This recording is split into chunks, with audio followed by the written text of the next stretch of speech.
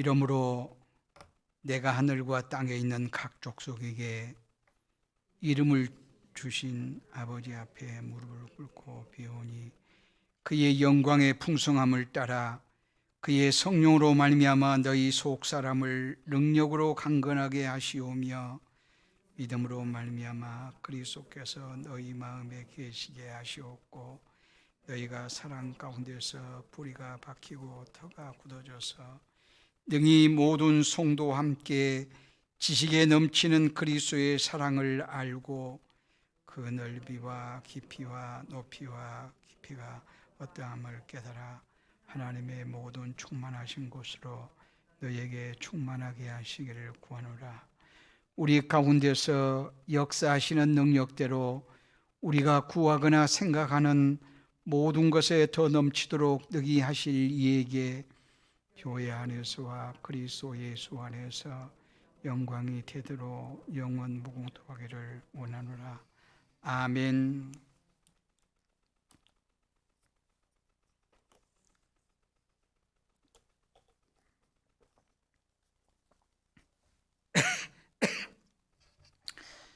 오늘 본문의 말씀 보면 바울 사도가 에베소서 성도를 위해서 기도하는 내용입니다. 어디에서? 감옥 안에서입니다. 감옥 안에서 기도하면 우리는 무슨 기도하겠어요? 하나님, 나 너무 힘들어요. 나 좀 석방시켜 주세요. 제발요. 하나님이 살아계신 것을 내가 감옥에서 석방됨으로 증거되어지게 하옵소서. 이렇게 기도하지 않겠습니까? 그러나 바울은 그러지 않습니다. 오늘 내용을 보면 바울의 기도는 곧 에베소 성도들만 위한 기도가 아니라 나와 여러분을 위한 기도이기도 합니다. 나를, 여러분을 축복하는 기도이기도 하고 우리의 기도의 모델이기도 합니다. 바울은 기도의 대상을 어떤 분이라고 말씀한가요? 14절 말씀 보면 이러므로 내가 하늘과 땅에 있는 각 족속에게 이름을 주신 아버지 앞에 무릎을 꿇고 비오니, 하늘과 땅에 있는 각 족속에게 이름을 주신 분이라 이렇게 말해요. 이름을 주신 분은 누굴까요?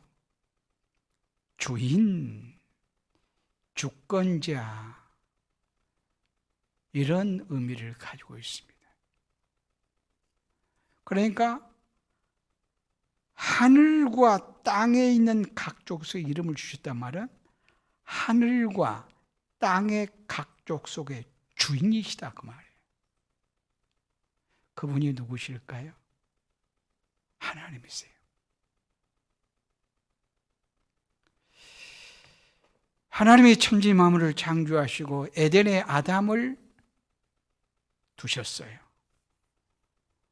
그리고는 창세기 2장 20절 말씀 보면 21절까지 에덴에 있는 아담에게 하늘의 새들과 각종 짐승들을 이끌어 오십니다. 아담에게. 그러면 아담이 직관으로 이름을 지어요. 탁월한 지성이 있었어요. 그러면 그것이 그 짐승의 이름이 돼요. 이것은 하나님이 아담을 에덴 동산의 통치자로 두심을 의미해요. 창세기 1장 28절에 생육하고 번성하여 땅에 충만하라, 땅을 정복하라, 다스리라 이렇게 말씀하셨어요. 곧 하나님께서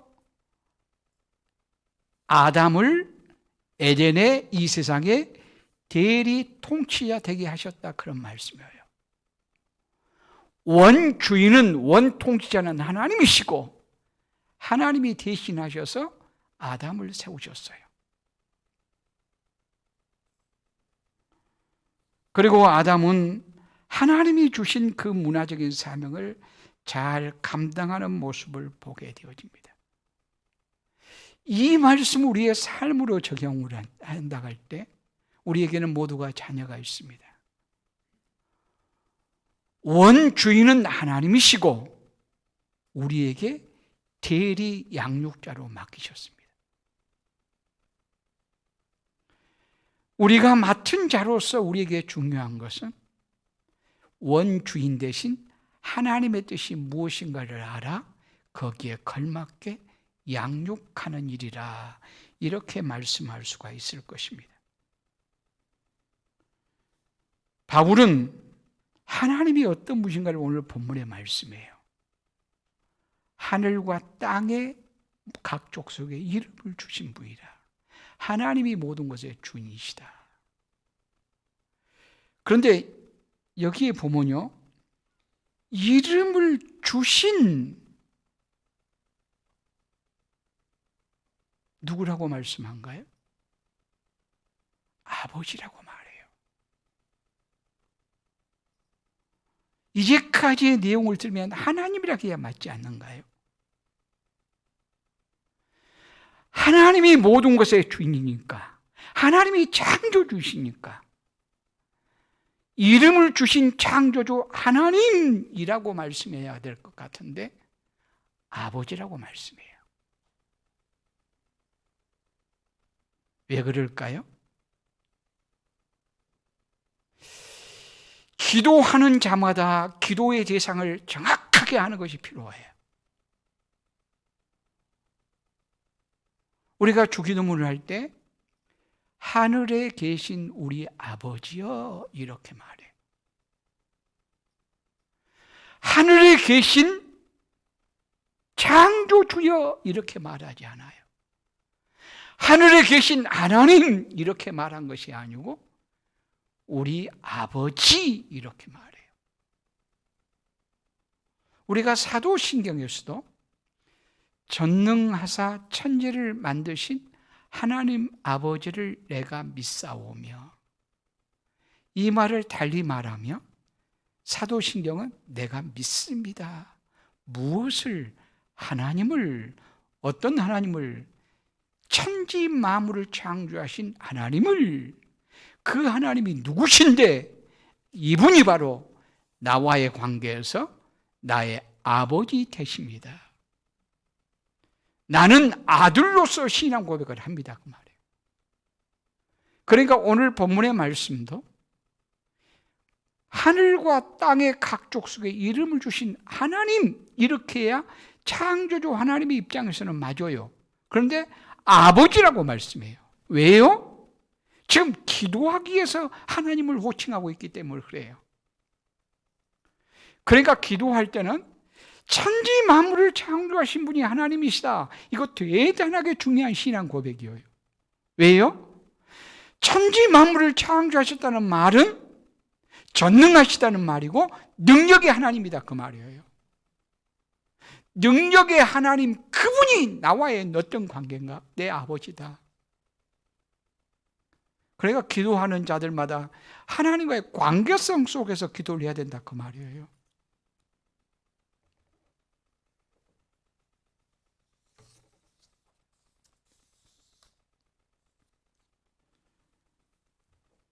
아버지는 자녀를 사랑하기에 피로를 채워주시기를 기뻐하십니다. 그런데 우리는 하나님에 대해서 또 오해를 해요. 하나님이 사랑하신다. 하나님은 나의 아버지시다. 나의 자녀다.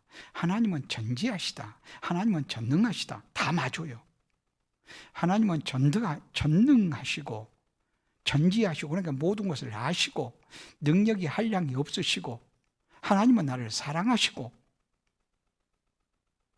나의 아버지시고, 다 맞는 말이에요. 그러니 하나님이 다 알고 전능하시니까 내가 기도 안 해도 그건 아니에요. 하나님은 늘 우리의 필요를 알기를 원하세요. 다 아시고 하나님이 모든 것을 다 해가시지만 나와 여러분의 기도를 통해서 하나님은 역사하기를 기뻐하신다, 그런 말씀이에요. 그런 심정으로 바울은 지금 하나님 아버지께 구하고 있다, 이렇게 말씀할 수가 있어요. 우리는 부족하고 아무런 공로가 없지만 단지 하나님이 우리의 아버지라고 하는 사실 때문에 자녀로서의 특권이 있다, 이렇게 말씀할 수가 있을 겁니다. 자녀는 돈이 필요하면 부모에게 돈을 달라고 하기도 하고, 옷이 필요하면 옷을 사달라고 하고, 먹을 것이 필요하면 먹을 것을 달라고 하기도 하고, 이것은 자녀의 특권이라고 이렇게 말할 수 있습니다. 그래서 바울 사도는 하나님의 자녀로서 아버지신 하나님께 오늘 기도하고 있다, 이렇게 말할 수 있습니다. 그러면서 기도하는 자세를 한번 보세요. 이렇게 말씀해요. 이름을 주신 아버지 앞에 무릎을 꿇고 비노니. 통상 히브리인들은 세 가지 방식의 기도를 해요. 하나는 서서. 우리는 서서 얼마 기도 안 하죠? 뭐 상관없어요. 그런데 서서 기도하는 것은 통상적인 기도예요. 마치 여러분 기도합시다 그러면 의자에 앉아서 그대로 기도해요. 이것하고 똑같아요. 여러분 의자에서 기도하는 거나 이스라엘 백성은 서서 기도하는 거나 의미가 같아요. 의미가.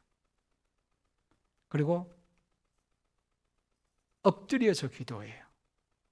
엎드려서. 이것은 자복의 기도를 할 때 그래요. 죄를 회개하는 기도를 할 때.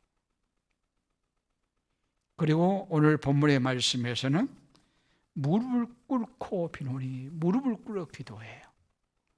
대부분의 성경 말씀 이 세 가지의 태도를 가지고 기도하는데, 무릎을 꿇고 기도하는 것은 간절성을 의미해요. 간절성. 하나님, 내가 간절히 원하고 또 원합니다. 내가 성도를 위해서 이렇게 간절히 간구합니다. 이런 의미를 가지고 있다고 말씀할 수가 있을 것입니다. 그 바울의 기도의 내용이 무엇인가요? 기도의 내용이 16절 말씀 보면 속 사람을 능력으로 강건하게 하시오며, 속 사람이 강건하기를 위해서 기도했어요. 우리도 이리 했으면 좋겠어요. 물론 하나님이 우리의 아버지시니까 내 몸이 아프면 하나님 내 몸 치료해 주세요. 그건 당연한 거예요. 이거 좋은 거예요. 귀한 거예요. 마치 빵이 필요하면 빵을 요구하듯이 주기도문에서도 일용할 양식을 주옵시고, 이것은 하나님 밥 주세요, 그 말이에요.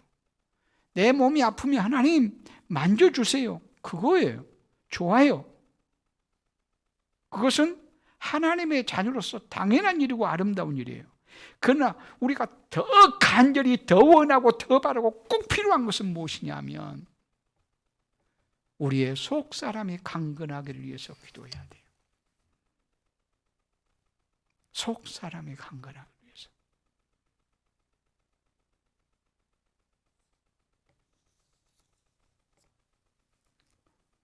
그러니까 영적으로 성숙하기 위해서.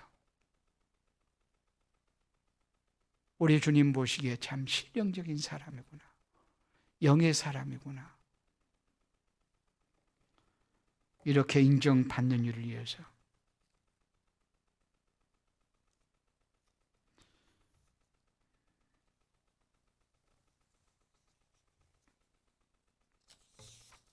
우리는 무엇보다 내 속사람이 늘 강건해짐을 기도하는 자가 되어야 될 거예요.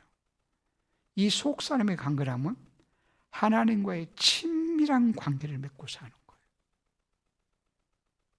하나님과 친밀한 관계. 칼빈은 말했습니다. 아무리 건강한 아주 막 팔팔 뛰어다니는 어린아이도 더 이상 자랄 필요 없다라고 말했잖아. 아무도 없다. 그러하듯이 우리의 신앙의 성숙한 가도도 이제는 다 됐어, 이제는 그만 자라도 돼, 그럴 사람은 아무도 없음을 말씀해요. 바울도 빌립보서 3장에 이렇게 말씀해요. 내가 이미 얻었다함도 아니요, 온전히 이루었다함도 아니야. 오직 내가 그리스도 예수께 잡힌 바 된 그것을 잡으려고 표대를 향하여 날마다 나아간다. 바울은 에베소서 4장에서 또 말해요. 그리스도를 믿는 것과 아는 것이 하나가 되어 그리스도의 장성한 분량까지. 그리스도의 장성한 분량을 어디까지냐면 16절 말씀 보면 범사의 그리스도에게까지. 범사의 그리스도에게까지라는 말은 내 마음으로 생각하는 것도 그리스도처럼 생각하고, 말하는 것도 그리스도처럼 말하고, 우리의 손발이 움직이고 활동하는, 우리의 행동하는, 우리의 삶의 모든 것도 그리스도처럼 행동하고, 여기에까지 자라기를 원해서 기도하는 바울의 심정을 볼 수가 있습니다. 그러려면 어떻게 해야 될 것인가? 그 다음에 17절 말씀 보면 믿음으로 말미암아 그리스도께서 너희 마음에 계시게 하시옵고, 속 사람이 강건하려고 하면 우리 안에 예수 그리스도께서 계셔야 된다, 그런 말씀이에요.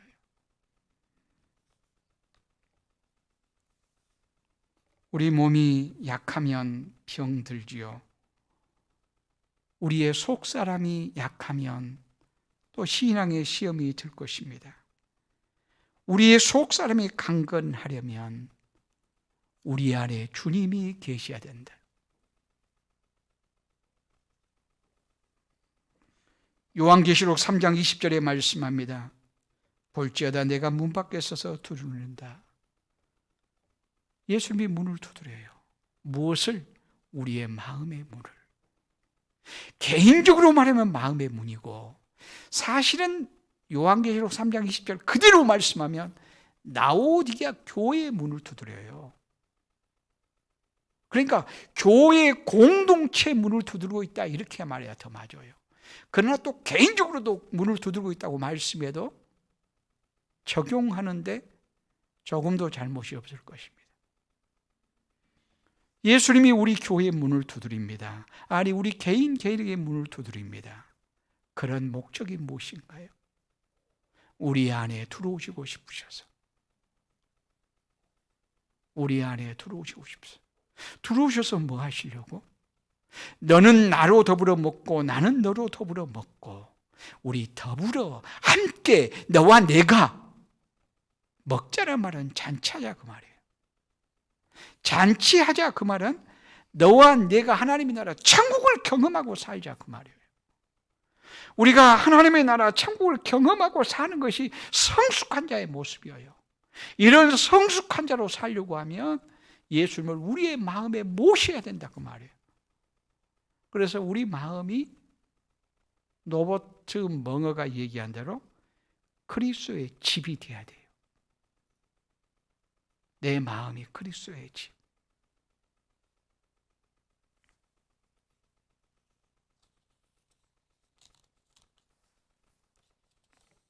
그런데 주님은 강제로 들어오기를 기뻐하지 않습니다.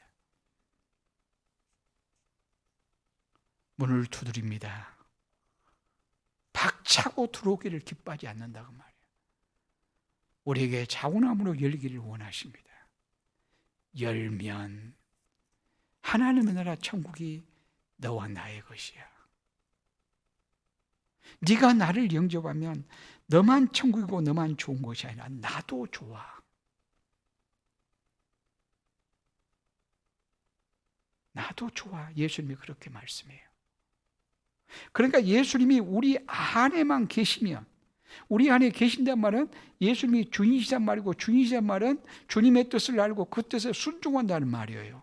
구체적으로 이렇게 살면 나만 좋은 것이 아니라 주님도 좋아하세요. 주님이 우리로 인해서 기뻐하시고 좋아하시면 우리의 삶은 형통이어요. 그 다음에 계속해서 말씀하고 있습니다.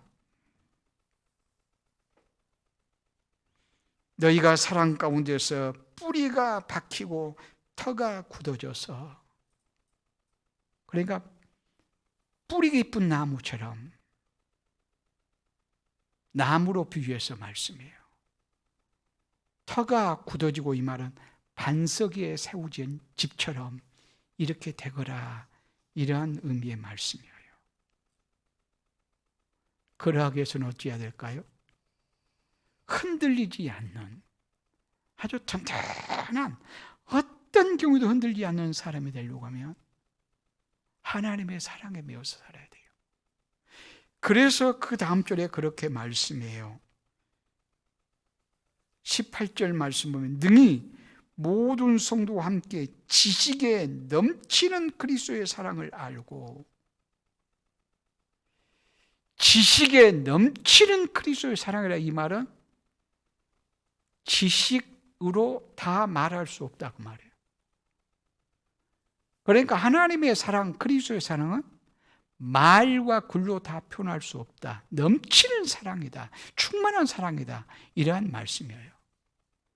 이 사랑의 넓이, 길이, 높이, 깊이가 어떠함을 깨닫기를 원하고 있는 것을 볼 수가 있습니다.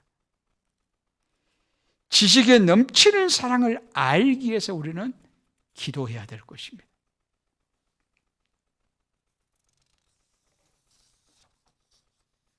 그래서 우리의 삶의 모든 일들은 그리스도의 사랑의 깊이, 넓이, 길이, 높이를 암만큼 반응하게 되어 있습니다. 그러니까 우리가 살아가는 모든 삶은 주님의 사랑을 받은 만큼의 열매라고 생각해도 좋을 것이라 그 말이에요.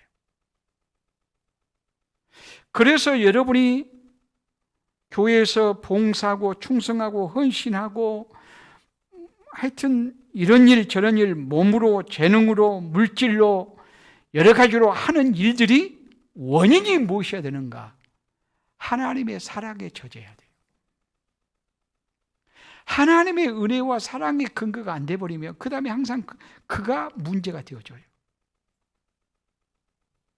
내가 지금 교회에서 충성하는 것, 헌신하는 것, 헌금하는 것, 이것 하는 것, 저것 하는 것, 재능으로 성도를 섬기는 것 하나하나가 무엇이 근거에서 돼야 되느냐?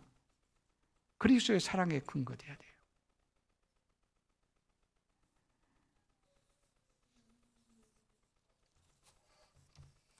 그럴 때 그 일이 진정한 하나님이 받으시는 일이 되어질 것입니다.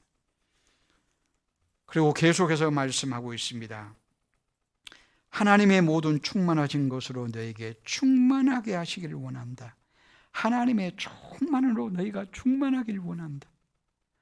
그 다음 절 20절 말씀 보면 우리 가운데서 역사하시는 능력대로 우리가 구하거나 생각하는 모든 것에 더 넘치도록 능히 하실 이에게,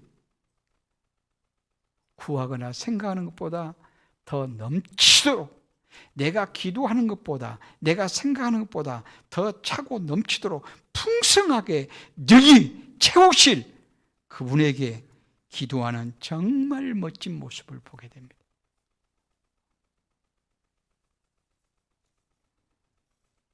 얼마나 멋진지요. 바울은 빌립보서 4장 19절에 이렇게 말씀해요. 빌립보서 성도들을 얼마나 마음껏 축복해 주고 있는지,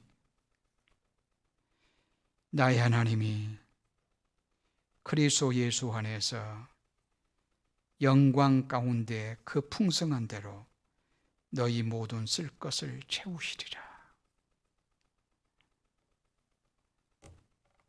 저는 이 바울의 심정이 이해가 되기도 해요.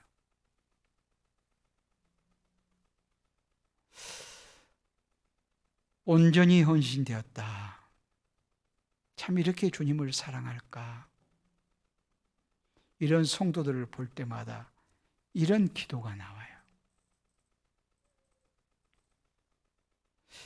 바울은 나의 하나님이, 지금 감옥에서 지금 한 말이거든요.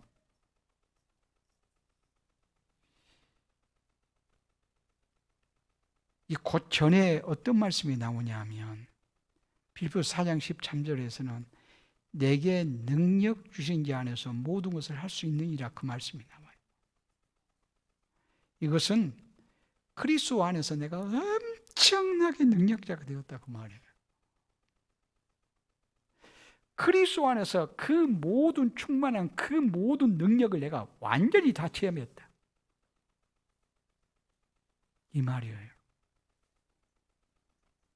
그러면 그 말씀을 또 우리는 오해해요. 어느 가게에 가거나 어느 성도들 집에 가면 내게 능력 주신 자 안에서 모든 것을 할 수 있느니라, 이 성구가 있어요. 그 성구는 딱 그 성구 하나만 가지고 우리는 하면 오해하기 쉬워요. 왜 오해하기 쉽냐면 우리의 관심이, 우리의 관점이 늘 기복적이거든요. 세상의 복을 추구하는데 우리는 왠지 나도 모르게 막 가려고 그래요. 나도 모르게. 왜? 세상이 다 그러니까. 우리가 세상이 다 그러고 세상 속에 살다 보니까 나도 모르게 세상이 추구한 것을 나도 추구하게 되어져요. 그러면서 딱 그 말씀 보면 딱 와닿는 거예요. 내게 능력 주신 자, 그러니까 주님 안에서 모든 것을 할 수 있다. 이러니까 예수님 안에 살면, 예수 믿으면 그 말이거든요. 예수 믿으면 내가 대단한 능력자가 되구나. 이 말씀 너무 좋다. 이 말씀 붙잡자. 할 수 있다. 하면 된다. 못할 것이 뭐냐? 그러면서 막 적극적이고 긍정적인 사고방식을 그 말씀 속에서 가지려고 그래요. 그러나 이 말씀은 그런 말씀 아니에요. 그러니까 이 말씀은, 그 말씀 자체가 병든 자가 건강해지고 공부를 못해도 좋은 명문대학에 합격하고 가난한 자가 부자 되고 이런 의미의 말씀이 아니단 말이에요. 아니, 예수 믿으면 예수님 안에서 능력이 된다고 했으니까 예수님 안에서 능력이면 그것도 포함되지 않냐고 그렇게 말할 수 있지만 그것을 말하지 않아요. 방금 빌립보서 4장 13절이라고 했잖아요. 11절 12절 말씀 보면 바울은 그렇게 말해요. 내가 비천에 처할 줄도 알고 풍부에 처할 줄도 알고 내가 배고픔과 배부름, 가난과 부유함, 일체의 비결을 배웠다. 모든 것을 내가 자족하는 비결을 배웠다라고 말해요. 그러니까 그리스도 안에서 모든 것을 할 수 있는 능력은 뭐냐면 모든 환경을 초월해서 그리스도 예수 때문에 나는 참된 만족과 행복을 안다, 그런 말이에요. 내가 비단 감옥 안에 있을지라도 매를 맞을지라도 나는 그리스도 안에서 진정한 자유자고 하나님 나라 천국 속에 살고 있는 자야. 왜? 내 안에 그리스도가 계시기에, 주님이 나와 함께 하시기에. 이런 고백이에요. 그러니까 환경을 초월한 능력이에요. 환경이 변하다는 능력을 말하지 않아요. 가난한 자가 부자 되어지고 그 정도로 물론 예수 믿고 신실하게 살면 하나님이 그와 같은 은혜도 베푸신 것을 경험해요. 저는 부정하고 싶진 않아요. 그러나 하나님을 욕심을 위한 도구로 이용해서는 안 된다, 그 말이에요. 하나님의 은혜와 하나님의 평강 속에서 하나님의 창조 속에서 합하게 사니까 몸도 건강해요. 좋아요. 그 하나님의 뜻을 따라 창조를 따라 사니까 좋은 거예요. 그러나 하나님의 창조주를 어기면서도 하나님의 은혜를 훼손하면서도 하나님의 평강이 없으면서도 예수 믿는다고는 그 자체로서 건강해질 거라고 생각하는 거, 이건 오해예요. 우리가 몸의 건강을 위해서는 음식을 먹지 않아요. 음식을 먹지 않고 건강지키를 원하는 것은 안 맞는 것처럼 창조 질서를 어기면서 건강을 추구하는 것은 맞지 않는 일이에요. 내게 능력 주는 자 안에서 모든 것을 할 수 있다는 말은 무슨 말이라고요? 환경이 좋아진다라고 하는 그 능력을 말한 것이 아니고 환경을 초월해서 나는 하나님의 나라 천국을 경험하고 사는 그 능력을 그리스도 안에서 나는 경험해. 그 능력을 말해.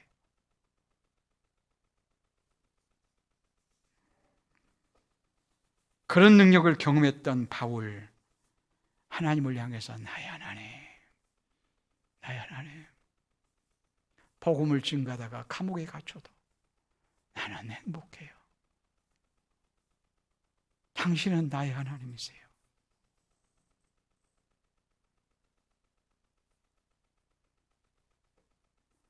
이게 진짜 뭐다 아닌가요? 그리스도인의 뭐. 나의 하나님이, 내가 경험하신 하나님이 그리스도 예수 안에서 영광 가운데 그 풍성한 대로 너희 모든 쓸 것을 채우시리라. 지금 이 말씀 속에는요, 물질이 포함돼요.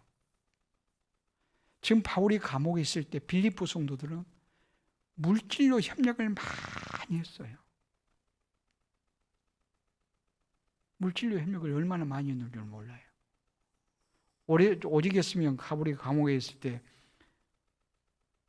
오네시모를 에바브로디도를 보내어서 에바브로디도를 빌립보 교회를 대신해서 간호해 주게 했어요. 돌봐주게 했어요, 바울을. 그러면서 물질로 후원을 했어요. 그러니까 바울이 풍족하다고 막 고백해요.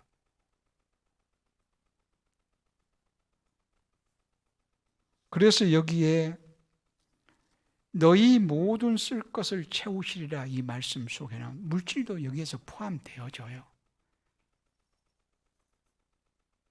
그러니까 건강을 바르게 하나님의 청지로 잘 쓰면, 하나님, 이 사람 건강 주어지니까, 이 건강에 재능이 있으니까 하나님 나라를 위해서 더 멋지게 쓰잖아요. 그러면 축복하고 싶잖아요. 그 말이에요. 어떤 사람이 하다못해 뭐 탁구를 잘하거나 축구를 잘하거나 그래서 뭐 노래를 잘하거나 그랬을 때 뭐 탁구나 축구는 건강이 필수겠네요. 야, 그럼 건강이 필수잖아요. 그럼 하나님, 이가 탁구를 축구를 잘하면서 하나님의 사람으로서 멋지게 재능을 발휘하고 그뿐만 아니라 하나님의 영광을 드러내네요. 하나님 저에게 건강 주세요. 이럴 수 있어요. 왜? 건강을 그 몸에 재능을 주셨는데 재능을 잘 사용함으로 재능을 잘 사용하면 건강이 필요하고, 그러니 건강을 위해서 축복할 수 있다 그 말이에요. 재능을 잘 사용하면 시간을 잘 사용하면 시간을, 그러니까 시간을 너무너무 제가 아름답게 잘 써. 그러면 시간을 더 정말 하나님 더 저 사람에게 더 많은 시간이 주어진 것처럼 하나님께서 시간을 허락해 달라고 그렇게 축복하며 기도할 수 있겠고, 또 물질을 너무 보면 청지기로서 살아요. 물질을 어떻게 하면 이렇게 물질을 바르게 예쁘게 정말 잘 쓰냐. 모으는 것도 아름답지만 쓰는 모습은 더 아름답네. 이런 모습 볼 때 하나님께 바울 사도가 빌립보 성도를 위해서 축복하며 기도하는 이 심정 충분히 이해가 됩니다. 또한 다윗은 사망의 음침한 골짜기에서도 여호와는 나의 목자시니 내게 부족함이 없다. 내게 부족함이 없다 이렇게 고백하고요. 내 잔이 넘치나이다. 저는 내 잔이 넘치나이다 이 말이 너무 좋아요. 좀 시적이죠. 시적이. 내 잔이 넘친다면 풍성하다 그 말이거든요. 마음으로 말하면 너무너무 행복한 마음이라고 말하고, 어떤 경우에도 사망의 음침한 골짜기인데도 환경이 너무 좋지 않는데도, 왜요? 여호와 하나님이 나의 목자이시기 때문에. 이게 바로 오늘 말씀하는 하나님의 충만한 것으로 충만하게 하시길 원한다. 우리는 서로 이런 축복자가 되어줬으면 좋겠어요. 이런 축복자. 어떤 때 이런 축복자가 되어질까요? 제가 그것을 잘 쓸 때 이런 축복자가 되어져요. 제가 고등학교 때 금식 좀 해봤다고 했잖아요. 하여튼 금식을 나보다 1년 후배 목사가 있는데 후배 목사가 내 얘기를 해요. 언제. 그래서 그런 것 같네. 그러면서 내게 더 새겨졌습니다만 금식을 왜 한 줄 알아요? 우리 온 가족 중에 저부터 예수 믿었어요. 저부터 예수 믿었는데 시골에서 부모님은 예수 믿을 가능성이 거의 없다라고 할까요? 거의. 그런 이유 중에 하나가 너무 바빠서요. 봄, 여름, 가을, 겨울 어찌 그렇게 바쁜지.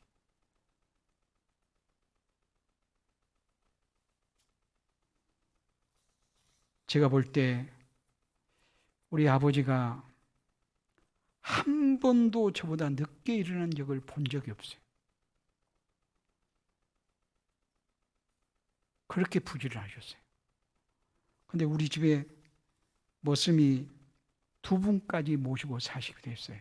농사가 그렇게 많았어요. 그래서 제가 무슨 기도한 줄 알아요? 농사가 많으니까 시골에서 농사부자. 다른 부자가 아니라 농사부자. 농사부자다 보니까 예수님들 엄청나게 바쁘셨고 게으른 모습을 내가 보질 못했다니까요. 그래서 한 번도 낮잠을 자는 것도 내가 보지 못한 것 같아요. 그래서 제가 기도하는 내용이, 금식하는 내용이 뭔 줄 알아요? 우리 집 망하게 해주세요. 그 기도했어요. 망하면, 농사가 없으면 시간이 있을 것이고, 보니까 예수님 사람들 다 가난한 사람들이더라고. 시골에 보면. 그 당시.